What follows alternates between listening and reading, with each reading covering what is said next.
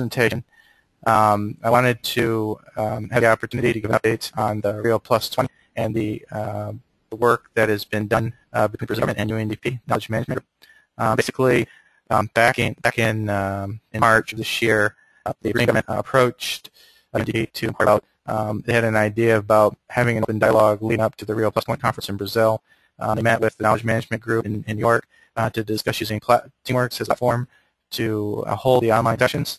So basically, the joint effort between the Brazilian government and UNDP, they came up with a solution, a customized version of TeamWorks to support the online dialogues. And what the online dialogues are 10 topic areas in social, economic, and environmental areas. And each of the 10 topic areas is facilitated by a professor at one of the universities in Brazil with counterparts in universities. For example, in the area of oceans, they will have a professor from Brazil, a couple of professors from other universities in other parts of the world to host the discussion, and they'll have an expert group of panels to facilitate the discussion and guide the discussion. And basically, the discussion is open to anybody who registers on the platform, and they're able to participate in the discussion.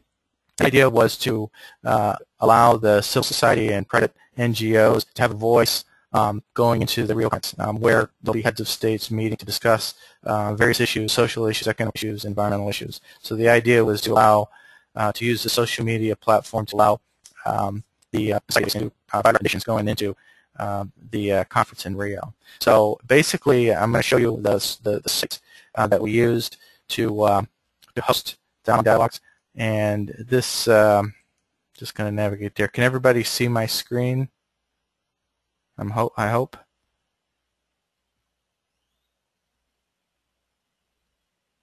Okay. The basically TeamWorks. It's a customized version of TeamWorks. If I log in, this is a slightly customized interface, but basically once you use your UNDP username and password to log in, and this is open. This space pretty much is open to anybody who requests an account. And so what they'll find on the left-hand side of the screen is they'll find these different topic areas, from oceans to food and nutrition security, sustainable development for fighting poverty, sustainable development as an answer to economic and financial crisis, sustainable energy for all, water, economics, sustainable cities and innovation, unemployment, work and migration, and forests. So these are the 10 topic areas that I was mentioning before. And under each topic area, and I'll show you one, forests, for example, the discussions are facilitated by facilitators. And in this case, we have a professor from Sao Paulo with two counterparts, one from Yale University and another from the Center for International Forestry Research, and a youth mobilizer from Brazil that are facilitating the online discussions. And so civil society comes in and they become part of the online discussion. The topics and the guidance is pretty much provided by the facilitators and the panelists, and civil society is offering their suggestions, their insight, their experiences into these different topics. Feel free, if you have any questions, go ahead and go ahead and ask and interrupt. That's not a problem at all. But the idea was to provide this voice, and the feedback from civil society in this forum has been very, very positive. In fact, they've expressed an interest to maintain this dialogue open. Originally, we had planned to open a dialogue up in the middle of April to have the open discussion, and then to allow for civil society to write recommendations that would be voted on, and the top recommendations would then be presented to the public, and then the public would vote on these recommendations, and then the top recommendations would be presented at the Rio conference to the heads of states. So we are in the first phase was to open the discussion, which happened from mid-April to mid-May. And then those who are online and exchanging ideas were given the opportunity to produce recommendations, to write recommendations that were voted on by members within this particular group. For example, here's a list of recommendation. Yes, exactly. The space is open to anybody who requests an account. And the login process, I'll show you the login process to do that. Basically on the, I'll go back to the main page where you can see the registration process. Let me just do that right now. That's a good question. Anybody who's let me just clarify, Hector. Anybody who's has a UNDP account automatically has access to this to the Rio Dialogues. But in addition to that, folks from the outside, if they go to this space, they can just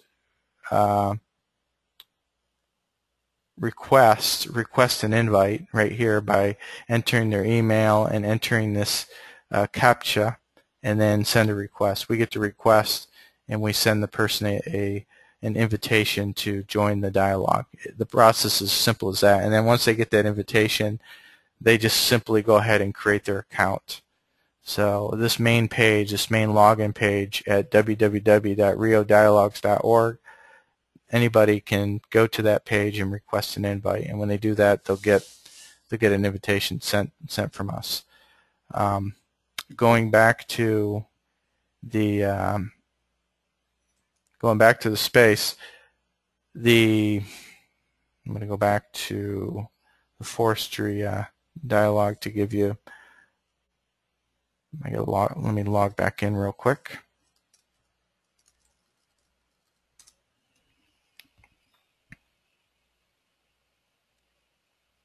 So there was all these open discussions with, in this case, there was some 1,400 members that participated in the online discussions.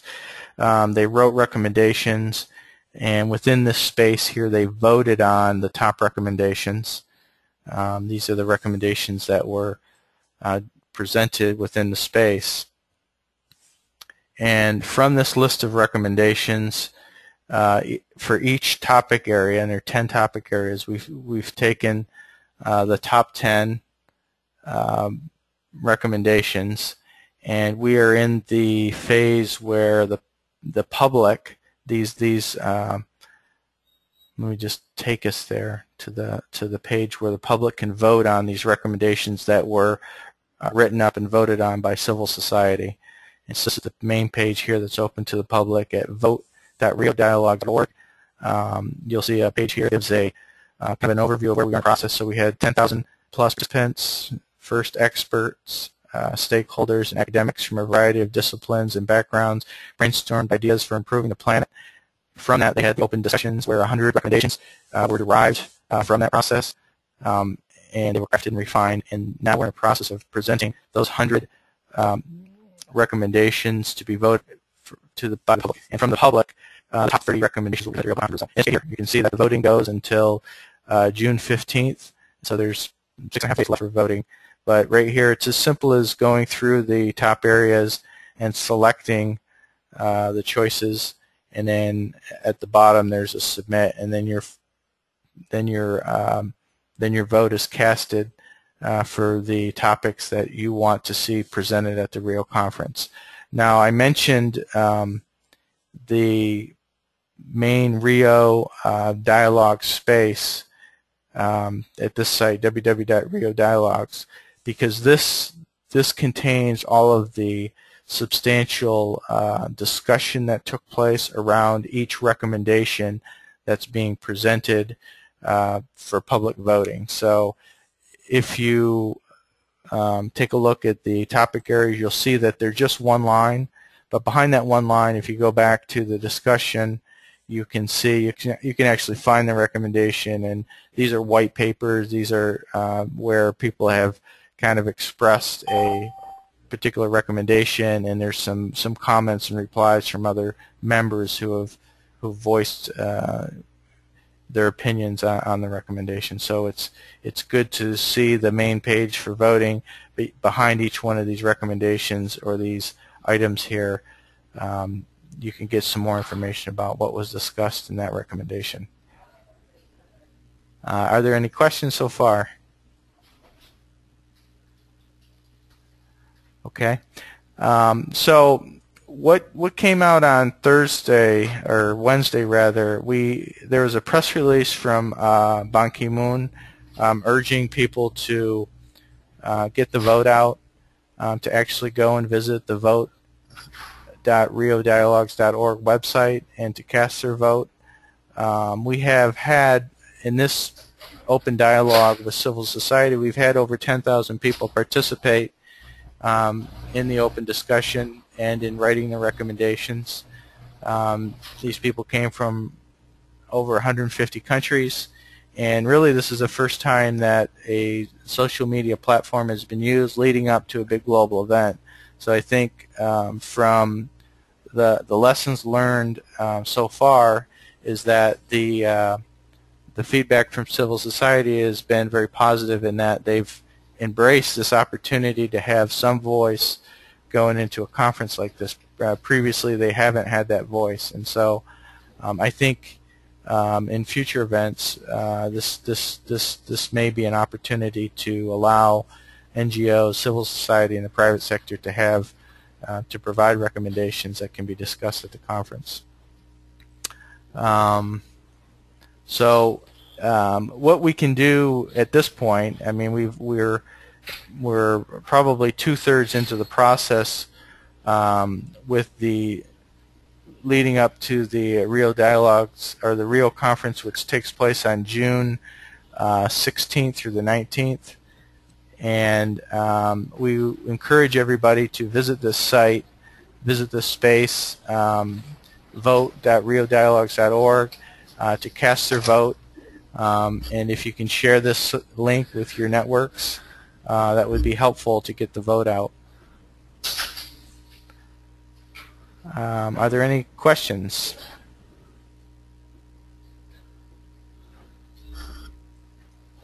Okay. I can talk a little bit more about what were the inner workings about constructing the website and getting people involved, and what the process was. I think that was a useful experience for us. In these different topic areas, for example, I'll use forests again. The Brazilian government was basically in charge of selecting the facilitators that would guide the discussion. The UNDP played the role of developing the methodology of having this discussion online and what the format would be, to guiding the facilitators and panelists to actually be able to do this in this format. All of these people here who have joined this Rio Plus 20 dialogue web space that was created by UNDP really didn't have any experience using this platform. So UNDP's role was both on a technical end to facilitate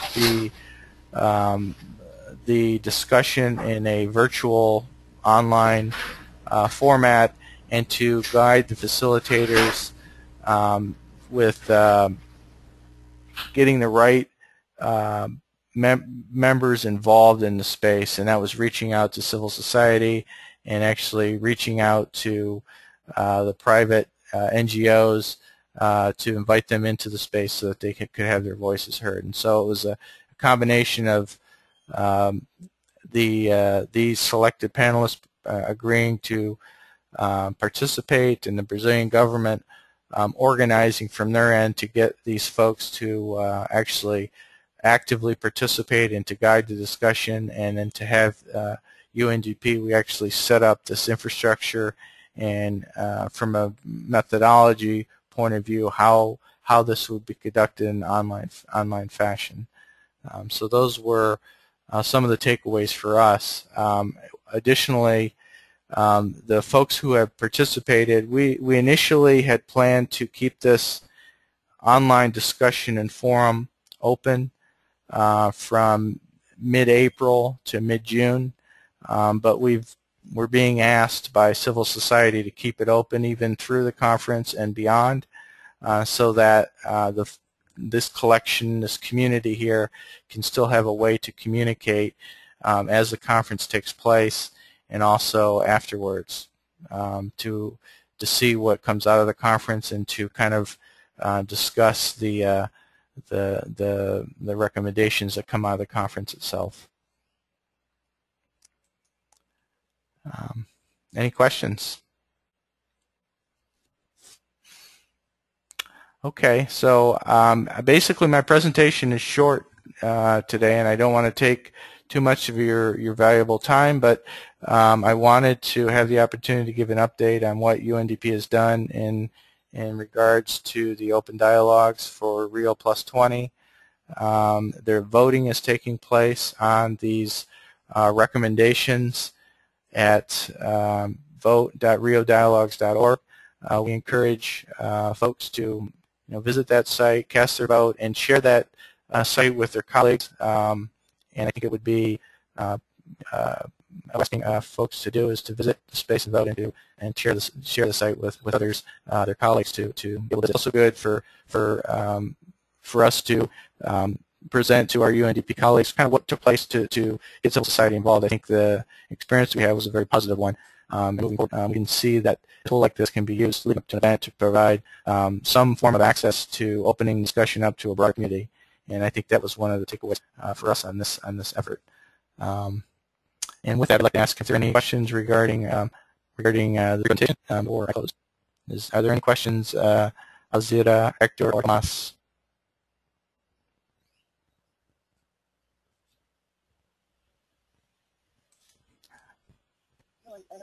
Okay. Well, I thank you for taking the time out of your busy day to join us. And if you have any questions in the future about TeamWorks or about how this open discussion was put together for civil society for the Rio Plus 20 conference, I'd be happy to discuss with you that offline. I'll send you all my contact information. But the idea of this presentation was just to give an update of our participation with the Brazilian government on using this platform leading up to the Rio conference, and to give you an update on basically what we did and where it stands today, and the voting stake and that it produced.